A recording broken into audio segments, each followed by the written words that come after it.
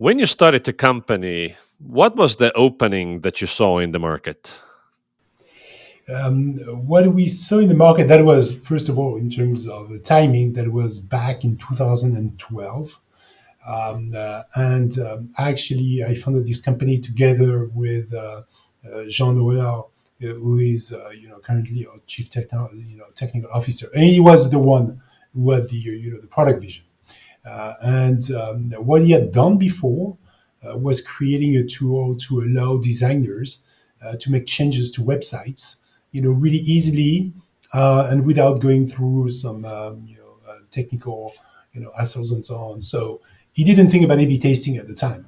But that's the first thing he had designed, and we presented this thing to some web designers, and there was one who said, "Well, I mean, this is very interesting. There, do you know anything about A/B testing?" So, well, I knew the term A/B testing because I have been in digital for 15 years, but at the time there was no tool designed for, I would say, business teams without too much technical knowledge to get into this.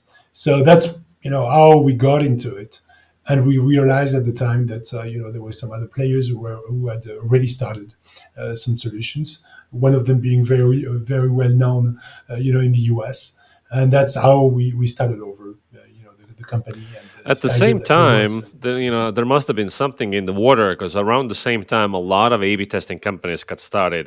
Like VWO and Optimizely, and so Mhm. on.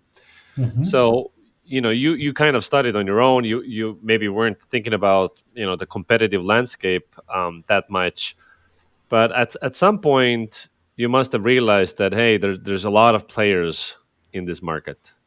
Yes, yes, right. Well, I mean, one thing to keep in mind is that we started over, in one European country, so France, and that's not an advantage when you don't start, in the country which leads and sets the pace. I would say, in the digital space, which is clearly in North America and the United States. So we started over in our, domestic markets. So on the one hand, the chance was, there was little competition there. On the other hand, you're right, there was, another tool, even two other tools with, the two names you mentioned, which were really competing in the biggest market. So I guess that we managed to exist because, France was not in the middle of their concerns, at the time, and their objectives. So we didn't see that much competition in the beginning. Plus, well, we knew and we had seen, these players. So of course they were in the US. So of course they expanded into the other English-speaking countries. So what we decided was to go to countries which were not, initially English-speaking, and namely Germany. So we took the two biggest, European countries, France and Germany. For those who are not European, that might sound weird, but it's not because you're successful in your own domestic market, in Europe, that you're going to be successful, in the next one. And it's not easy for a French company to be successful in Germany, but it worked real well, and we succeeded there as well. To a point where today, Germany is basically, the same size of business for Kameleoon as it is, in France. So, and it's only in 2018 and 2019 that we extended into the UK and then the US. Why, did we wait so long? Well, the reason is quite simple. We thought that we had nothing to suggest to the market before these years. On the one hand, our product was getting better and better, and I'll get back to this, I guess, during this conversation. And we thought that in 2018 we had, some stuff that other players didn't have.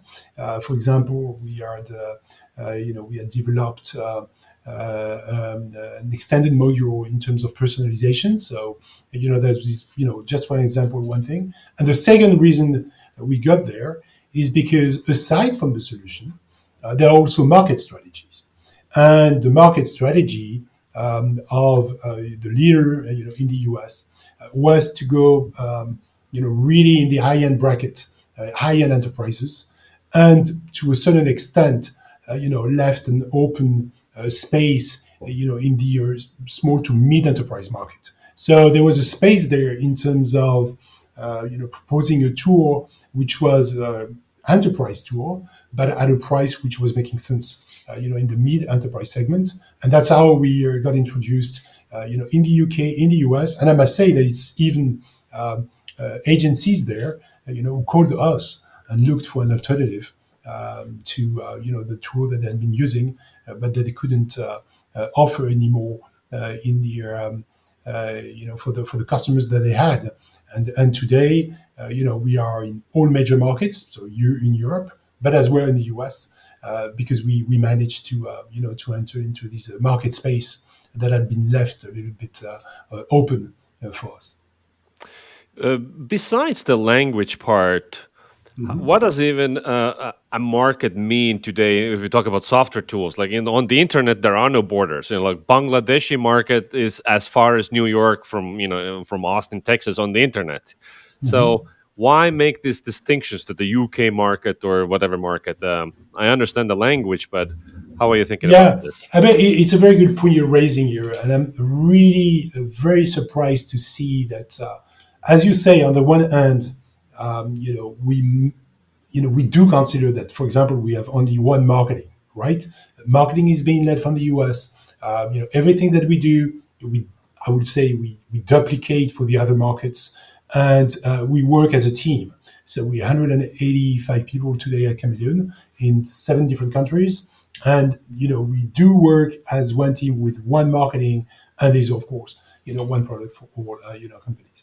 That's one thing. But on the other hand, what is really surprising is that there's still these local identities, and I must say, in the A/B testing space, you don't see the same number one player in each of those markets. So if we stick to the four ones we just mentioned: North America, UK, Germany, and France, you won't quote the same names if you had to say who is the leader in this country.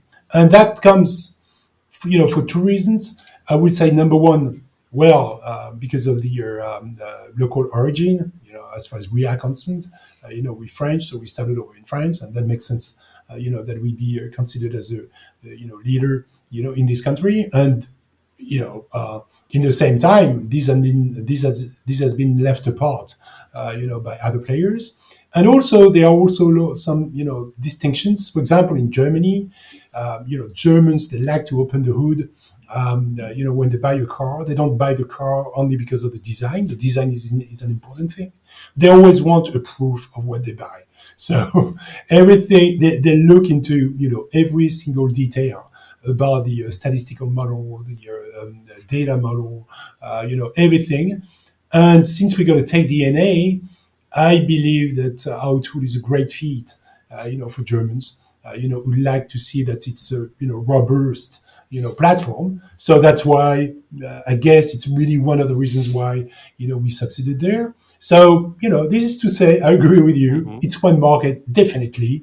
Trying to say this is a totally different, no way. But in the same time, well, there's still some local differences, as you understand. Hmm. So in 2018, you decided to expand out to the English speaking UK North American markets. Mhm. Um, was it a success right away? Did your growth accelerate? How did it go?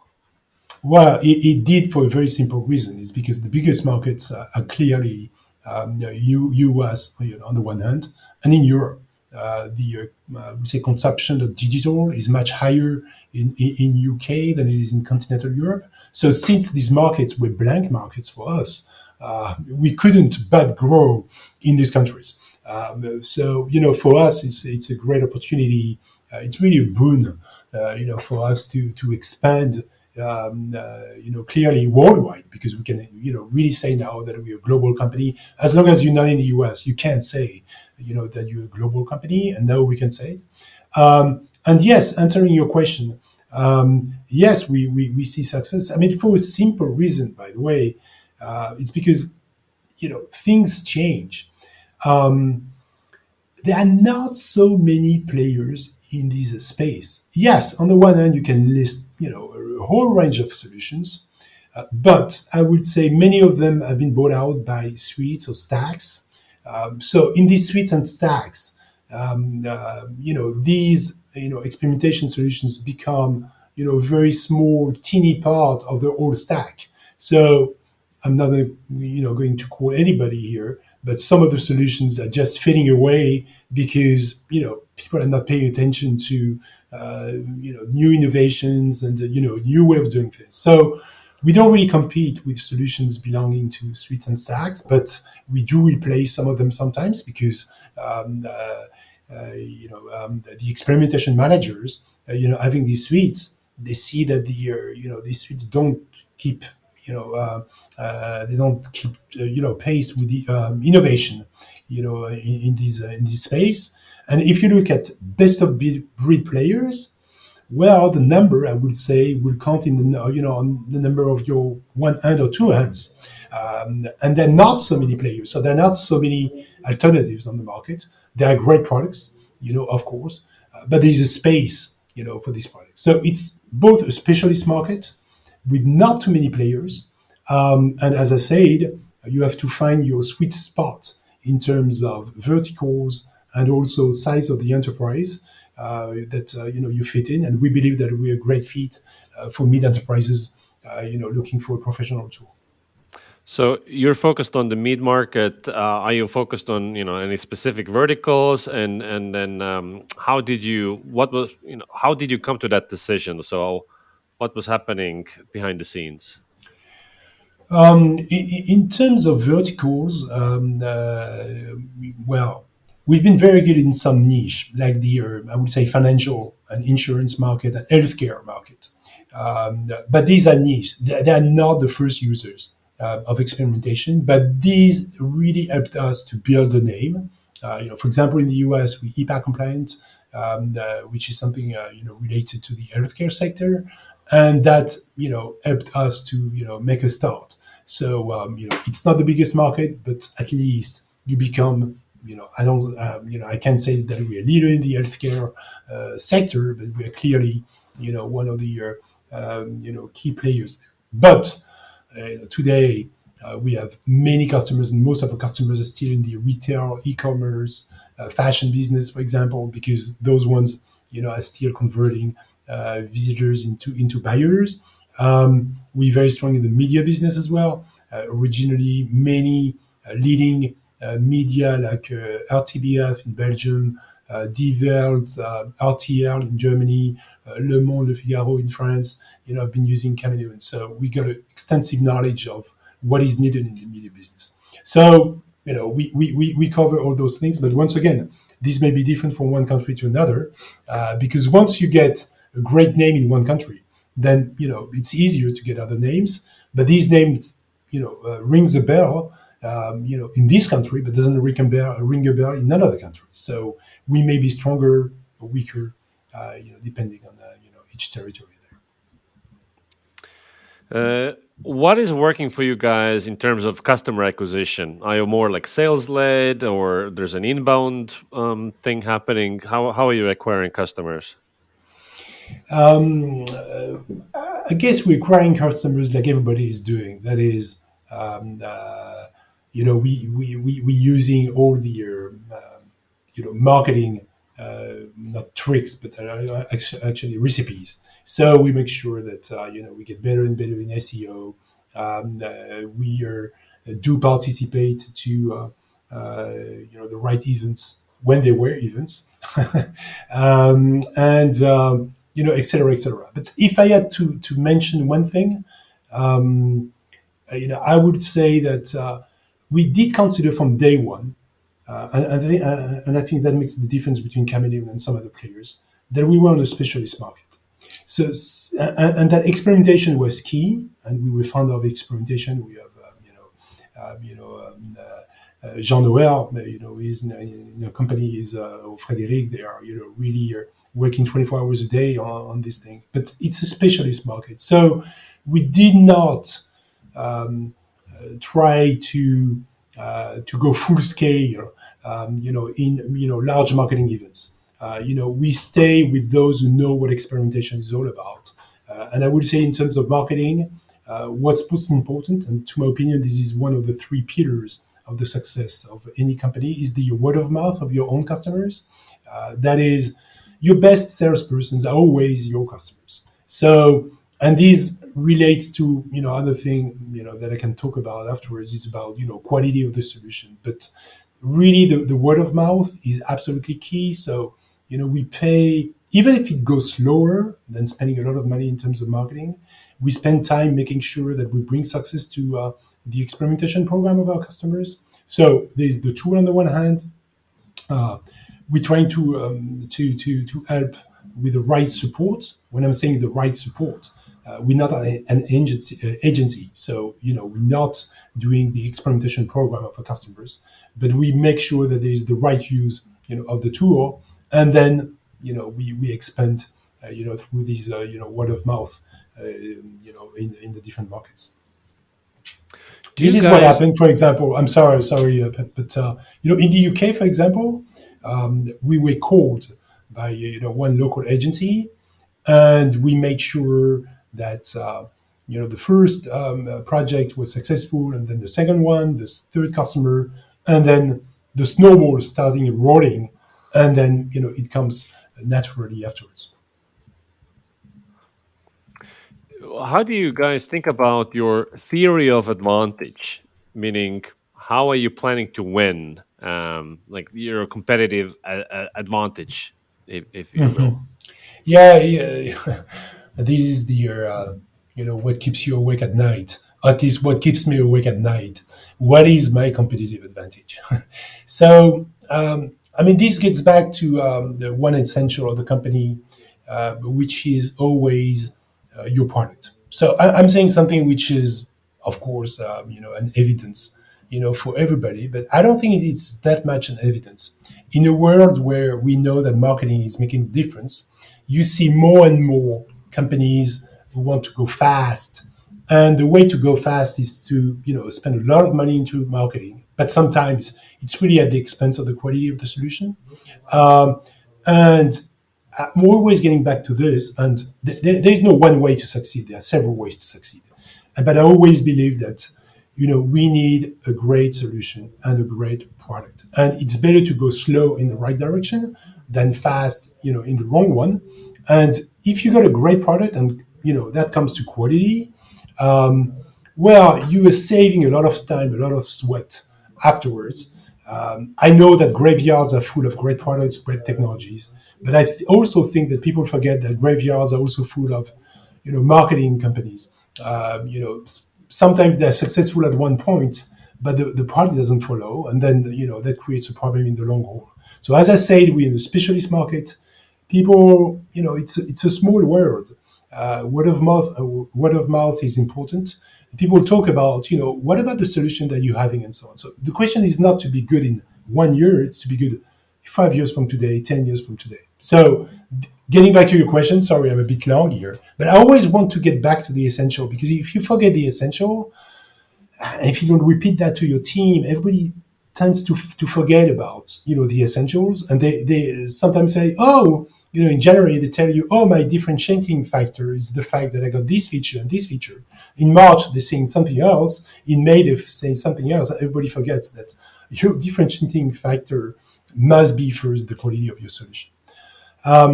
Then, sorry, I'm a bit long here. Getting back to the the details here. Our product vision has always been to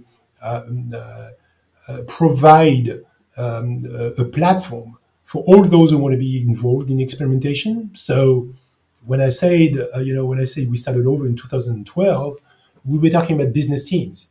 But as soon as 2015, we saw more and more product teams getting involved into experimentation, and we saw experimentation, across the organization, involving more and more developers as well, and so on. So our vision, product vision, has been to have everything on a single platform.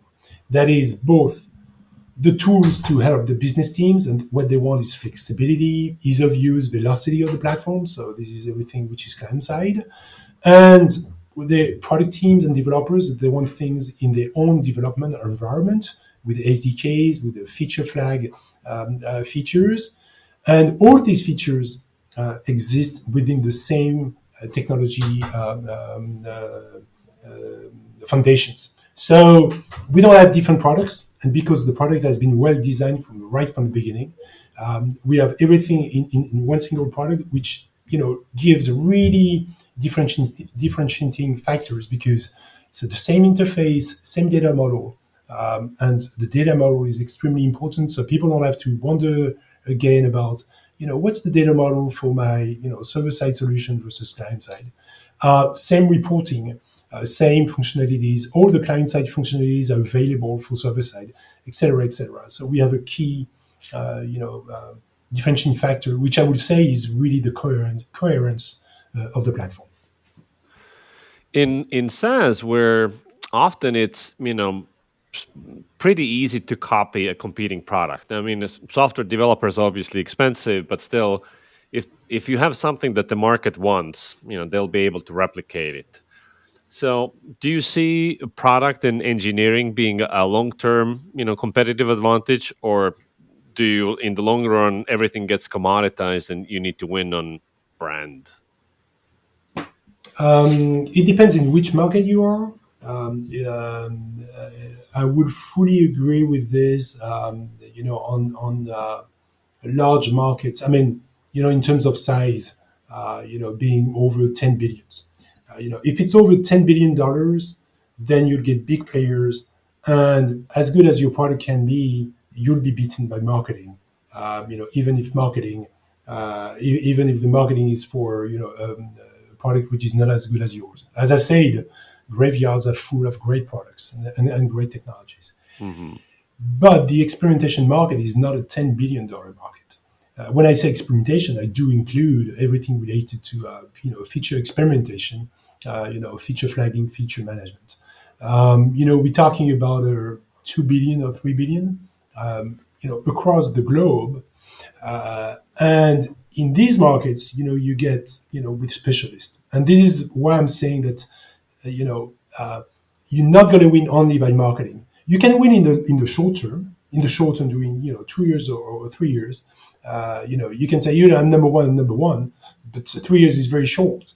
If you got a long term view of your business, as I do consider that you must, if you want to stay in the market, then marketing is not going to do the whole stuff. So you have to work long term, and everything doesn't get commoditized.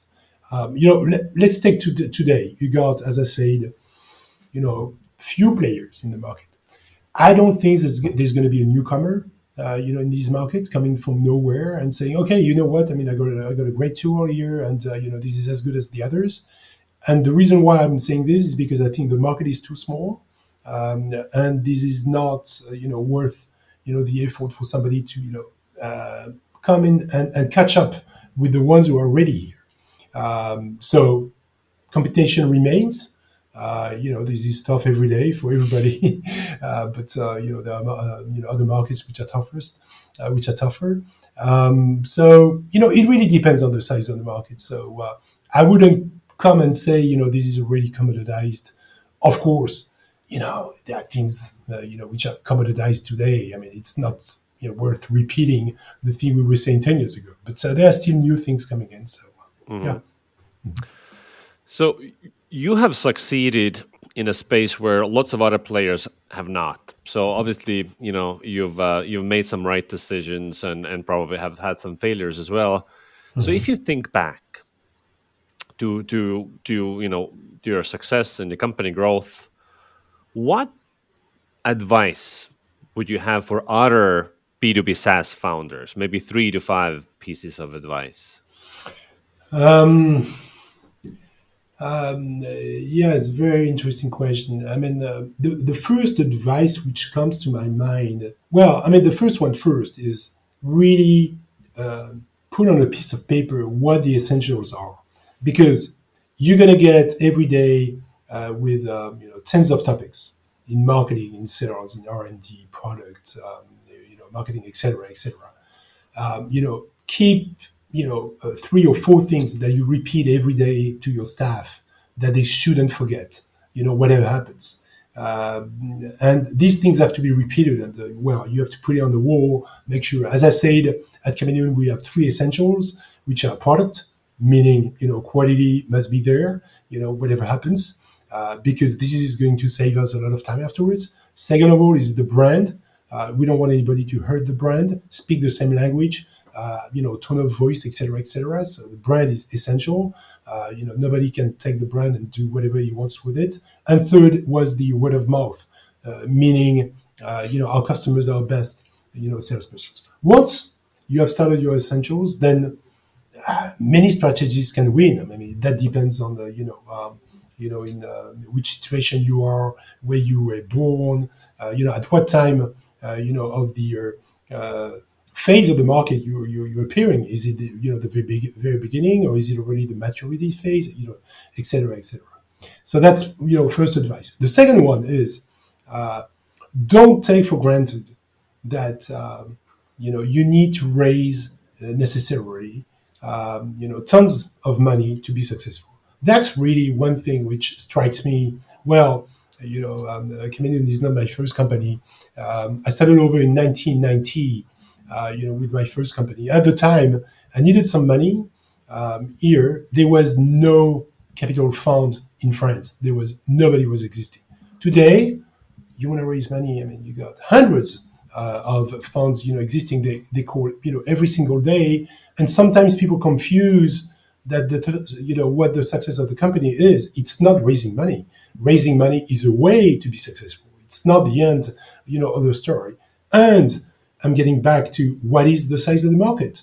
Raising too much money on the market, which is too small, is the recipe for big problems. Yeah, at a certain period of time, because you're making promises to your shareholders, you're also making promises to the people that you hire in the company, and if you don't keep up with your promises, then you end up creating issues with your employees, with your partners, with your shareholders, and that's what also is making a difference between Chameleon and some other players.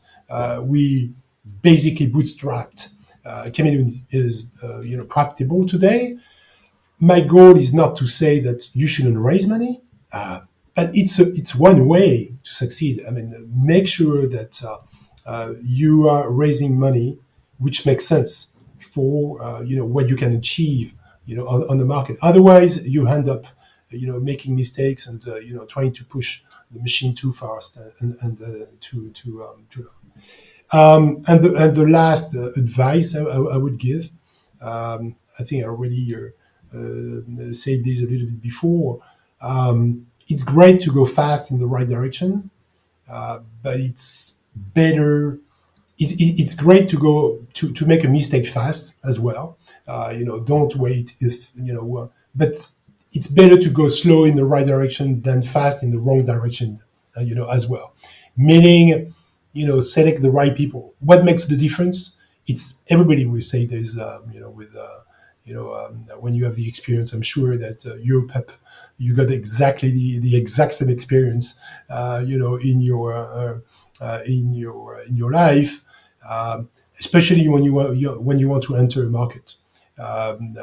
Finding the right person, number one, the right person is absolutely key, and you know pretty well if it can work or if it cannot work. So, for example, I said that we've been very successful in Germany.